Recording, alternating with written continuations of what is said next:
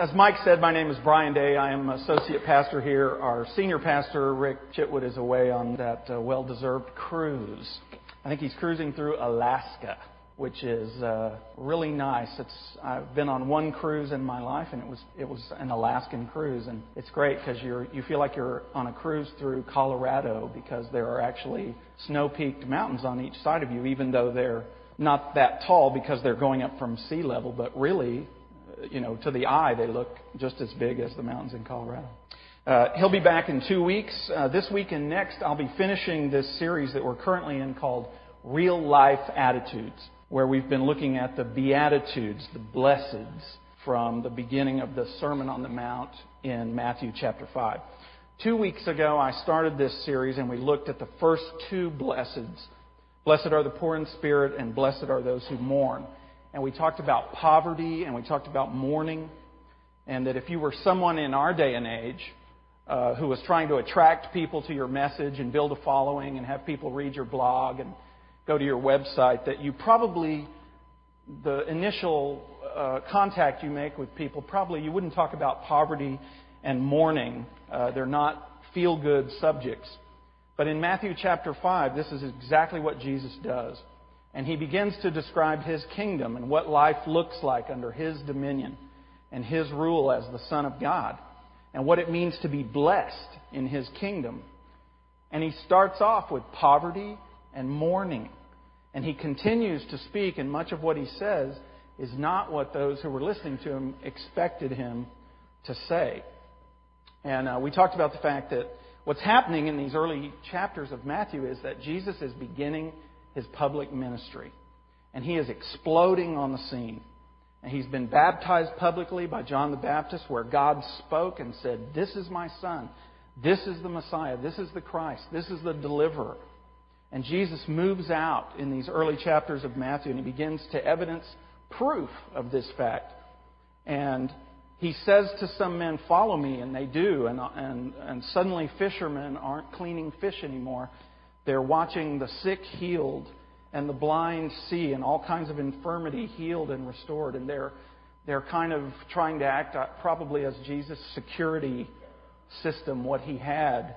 And they're just caught up in this phenomenon. Jesus is a phenomenon. And people are traveling miles and miles to be near Him.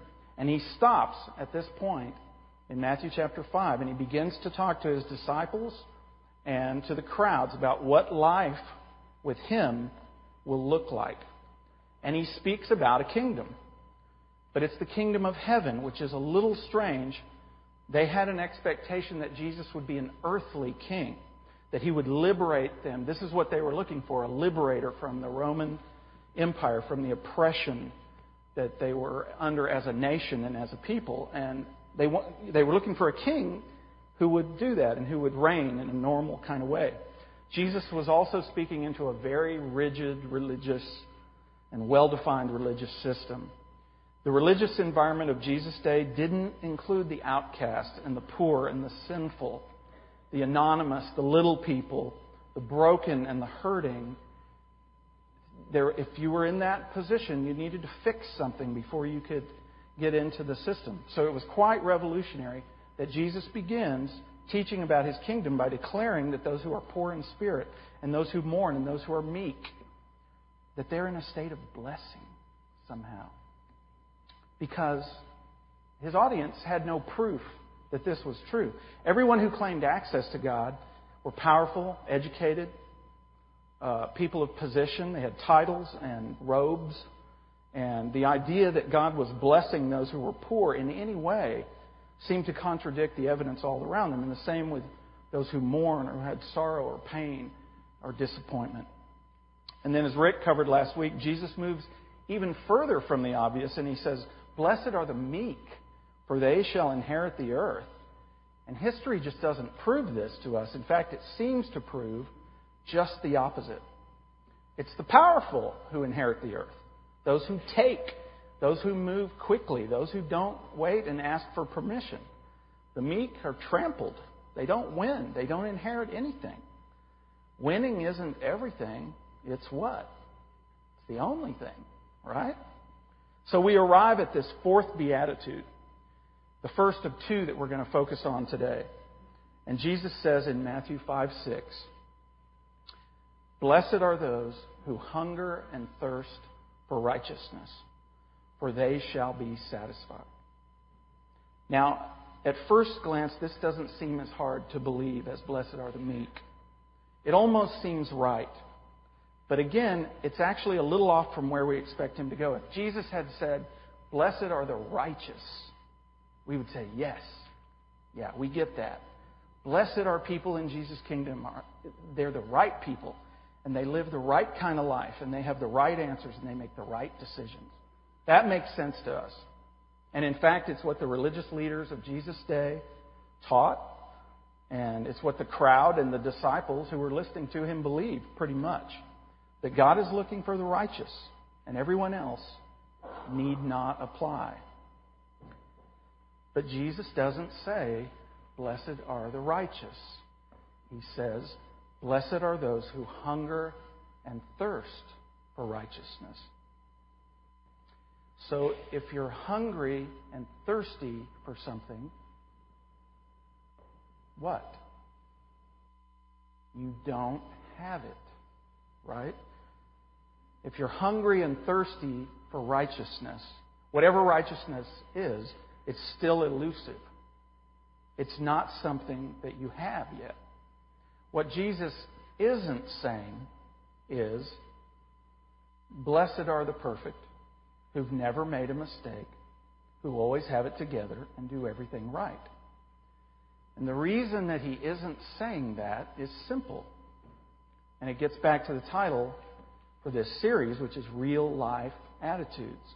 The reason is because people who are perfect, and this may come as a shock to some of you, but I don't think so, don't exist in real life.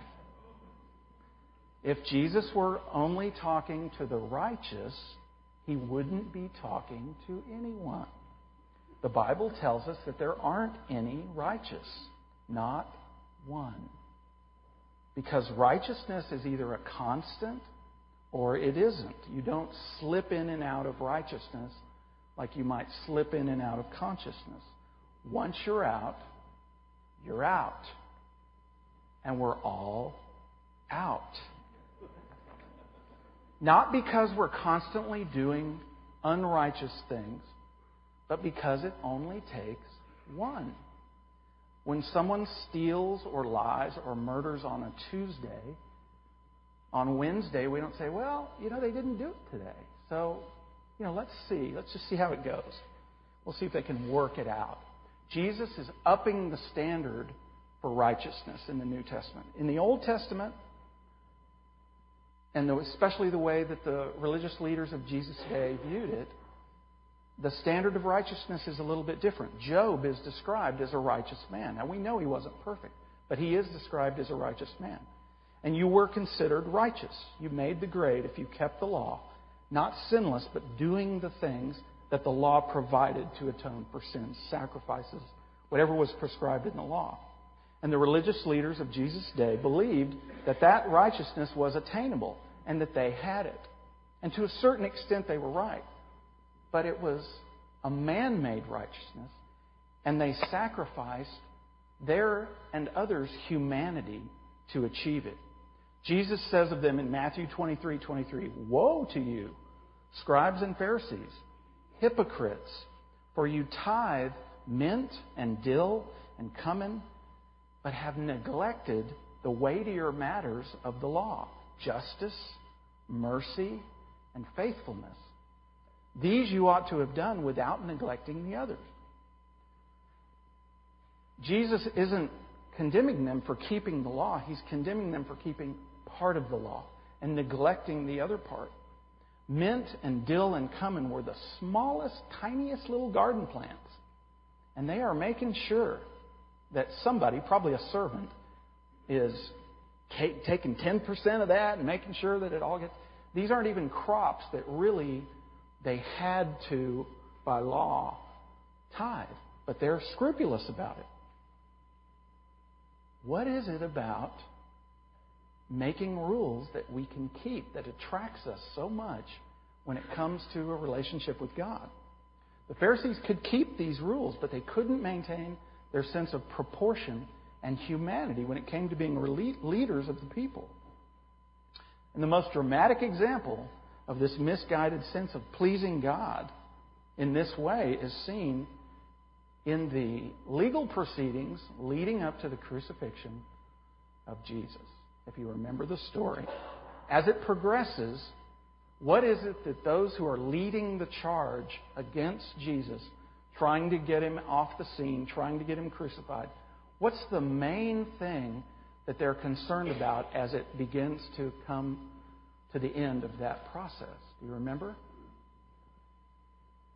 They need to get it all done before the Sabbath. This is the main problem that they're facing. It's got to all be done. You can take an innocent man, condemn him to execution with false witnesses, make a mockery of your entire legal system, have him illegally beaten, have him abused. It's all good. But we got to get it done before the Sabbath. I mean, it's crazy when you look at it in that light. But this is the system that bound the leaders and the people of Jesus' time. This is the very opposite of what it means to hunger and thirst for righteousness. But it's not just about our deeds either. It's who we are inside. It's our desires. God knows our hearts. And He's as interested in our desires as in our actions. We look at each other and we measure each other by our appearance and the things that we do. That's all we have. That's all we have to look at. But God looks deeper. He looks to the core of our being, at our motivations and our desires. To have a hunger and thirst for righteousness is a longing inside for something that we can't gain for ourselves. It's a longing to live a life that produces good and beautiful and truth. It's a longing to live the life that God wants us to live, the life that God lives. And it's a deep and sustained and recurring longing, hunger, and thirst. Now, maybe a few of us here have really experienced a deep hunger and thirst for any serious length of time in our lives. I know I haven't. I mean, we all get hungry and thirsty, but generally we can satisfy that need pretty quickly on every street corner. And we say that we're starving, and I don't want to be, I hate being the word police, but I'm always, whenever anybody says I'm starving, I want to go, you're not starving. You don't, get on the scale. You'll find out. You've never starved in your life. But that's not to say that someone here hasn't experienced real hunger and real thirst. This past weekend, my oldest son, Matthew, was married to our wonderful new daughter-in-law, Jennifer. And one day, the day after the wedding, thank you, we were very excited about it. It was a long time coming. And the day after the wedding, we had this brunch, kind of early lunch, late breakfast, whatever, at a restaurant for out-of-town family and friends. No, it was just family. Before everyone headed out and they had to catch planes and drive back to wherever they were from. And my brother, my younger brother, who is, like 4 inches taller than me, who lives in New York, was telling me right as we were walking into this place that his 16-year-old son, who's an athlete, my nephew Wyatt, was starving. And they stopped like at an IHOP on the way to this brunch. Or they had gone out early that morning and had waffles, just right before the brunch. And as we walked into the brunch, there's tables all set up. And the very main table is this gal making omelets to order and the hugest made-to-order waffles that you could imagine. Put chocolate chips in them, fruit, whatever.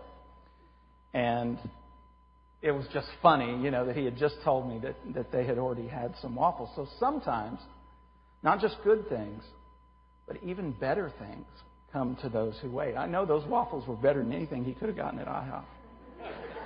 Blessed are those who hunger and thirst for righteousness, for they will be satisfied. And I'm going to come back to that. We're going to talk about that a little bit. But I want to move on to the next beatitude right now. And we'll come back to this subject of righteousness to close. So to be poor and mourn and be meek and to long for a righteousness that we don't have, that doesn't sound like the winner in the big game of life, in the big contest. It just seems like every subject that Jesus has addressed so far is something we associate with weakness and failure. And now we come to mercy. Matthew 5:7, the next beatitude, the next blessed is, blessed are the merciful, for they shall receive mercy. And again, here's something that the people listening to him did not expect him as the Messiah and deliverer to say. This is not the king that they're looking for. They're looking for powerful leadership. They're looking for revolution, if possible. Revenge, if it swings that way.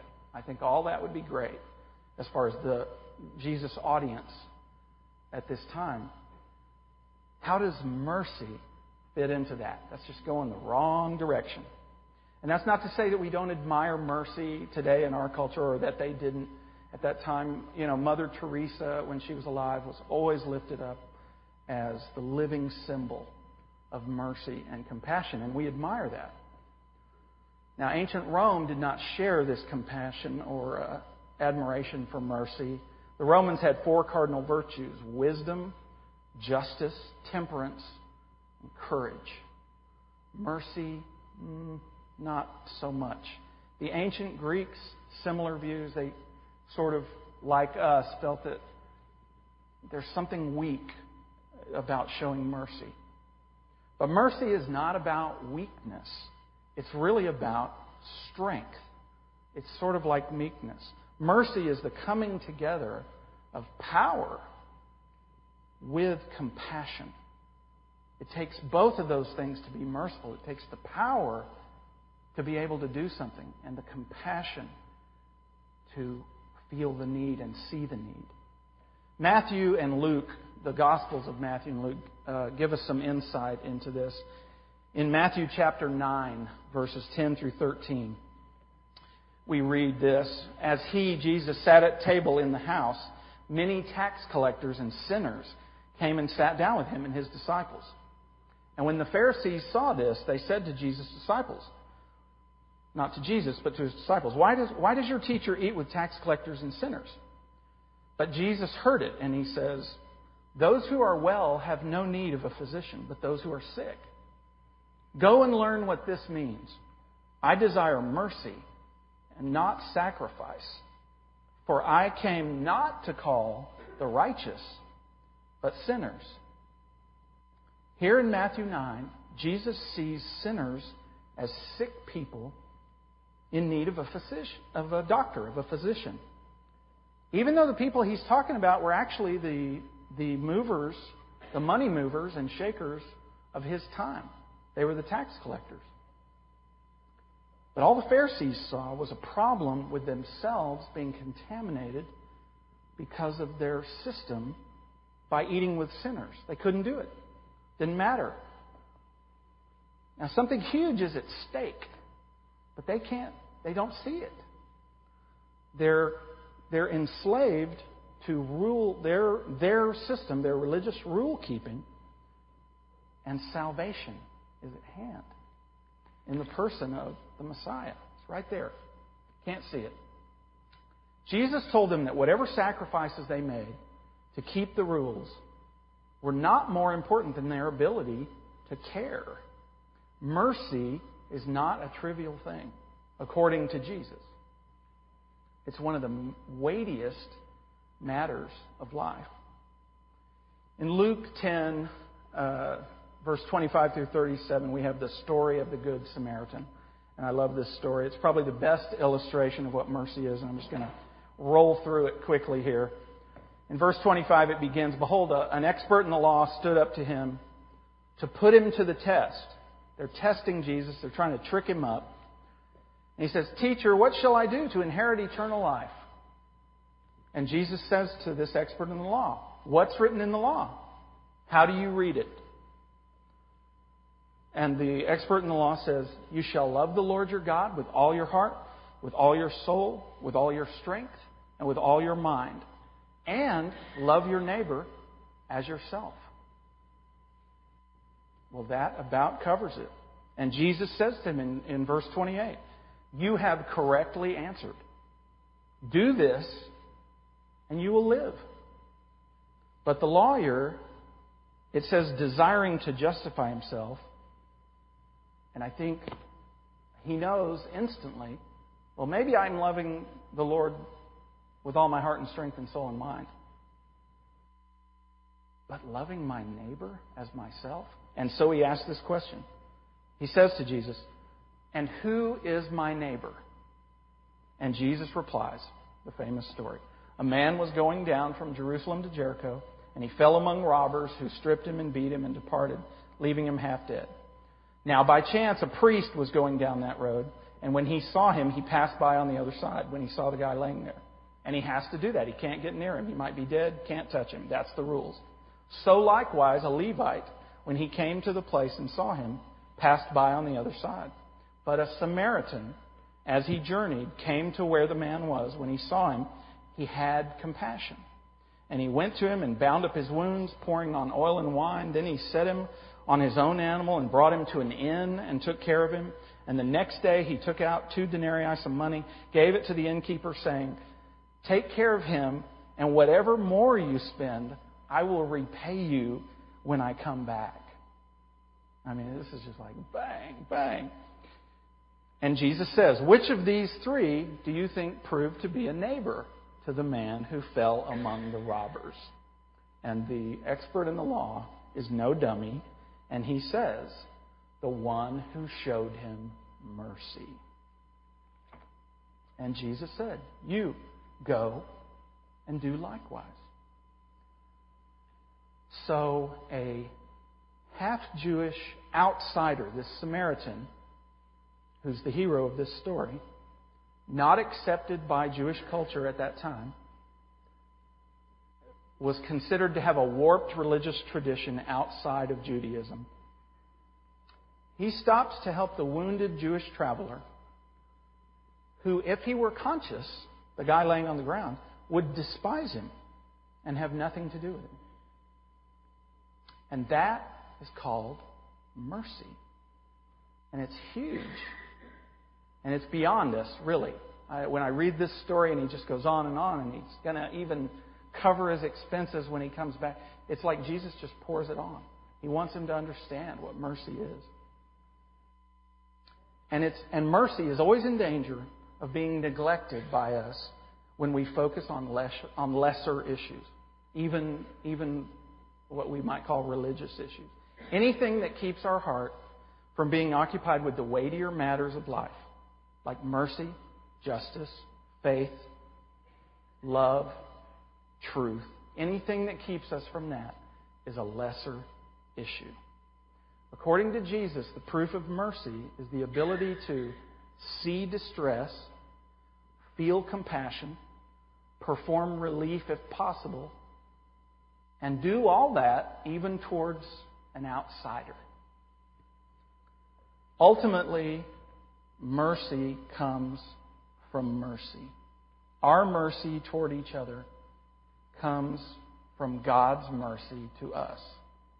We get the power to show mercy from knowing that we owe everything we are to divine mercy, to God's mercy toward us. Mercy isn't a work that we do that guarantees that God will show us mercy. We know what mercy is because God has already acted toward us in mercy.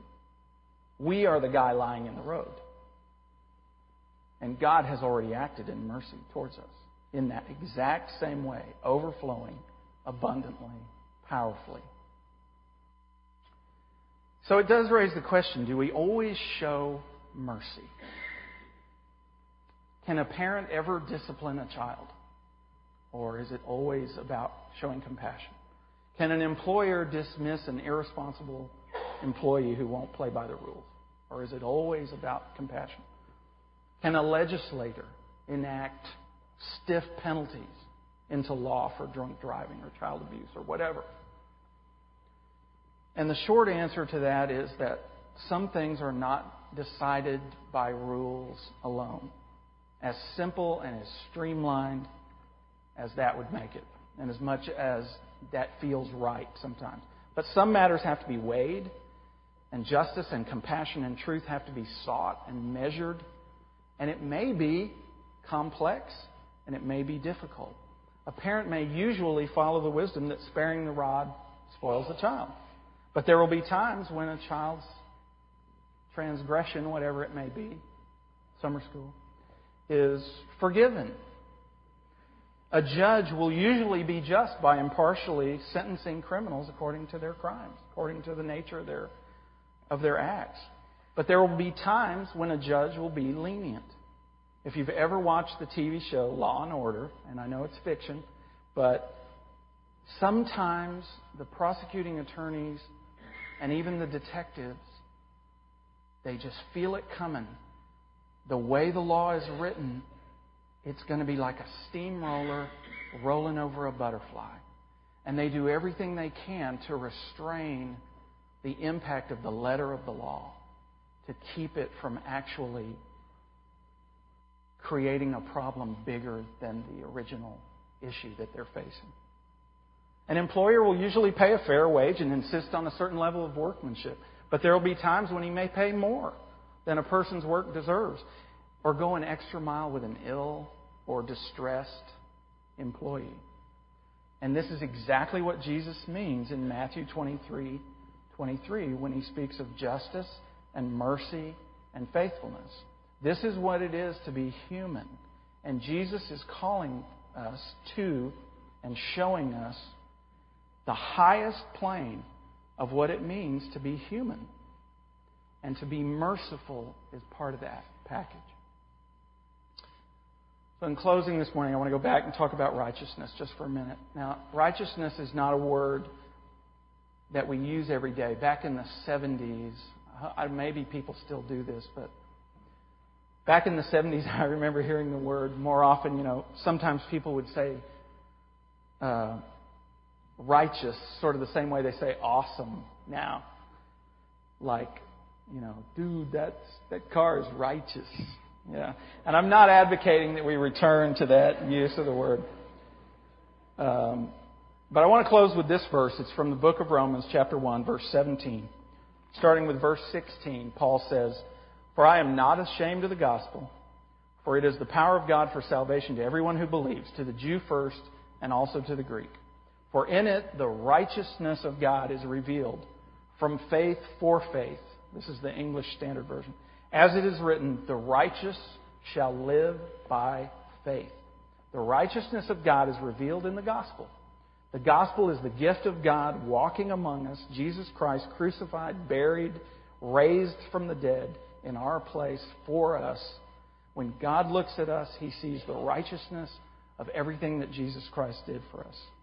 And the righteous are those who live by faith, who hunger and thirst for what they don't have, but what they will have ultimately. And later when Paul expands on this idea in Romans chapter 4, he uses the example of Abraham. And it's great because Abraham is a little different from like Moses. Moses wasn't perfect, but he did face Pharaoh and he led Israel out of Egypt and he brought the 10 Commandments down and he did a lot of stuff. He's a huge figure. Or David. David wasn't perfect, but he was king and he slayed a giant when he was a kid and he's huge. Abraham wanders the land, faces some kings, gets scared, lies to them, tells them his wife is his sister, and he puts himself in some very awkward situations. Abraham's story is very simple. God came to him and said, "Leave everything you have, everything you know, and follow me where I lead you." And Abraham did that. And in verse 3 of chapter 4 of Romans it says, Abraham believed God, and it was counted to him as righteousness. And we're counted as righteous in the same way when we put our trust in what God has done for us, and when we believe what He said, and when we follow Him wherever He leads us. So who is this person who is blessed, whose search will be satisfied, and who will be shown mercy? It's you and it's me. When we live by faith, when we trust in what God has done for us, when we show the mercy that has been shown to us when we have the opportunity, when we show the mercy that has been shown to us through Jesus Christ. Let's pray.